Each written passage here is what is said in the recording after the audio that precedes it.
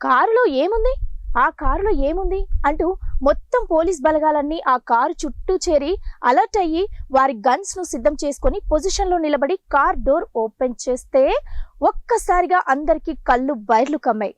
కలయా నిజమా అని ఓ సాంగ్ వేసుకున్నారులే.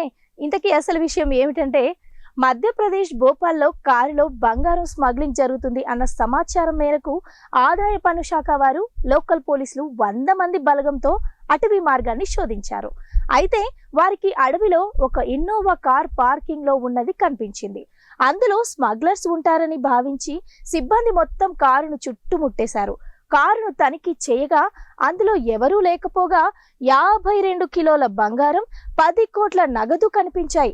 అంతే, ఒక్కసారిగా అవ్వాక్కయ్యారు. అసలు డబ్బులా లేక పేపర్లా అన్నట్టుగా అనిపించేంత డబ్బులు. బాబోయ్, ఇది కారు కాదు, ఖజానా అంటూ తదుపరి చర్యలకు సమాయత్తమయ్యారు.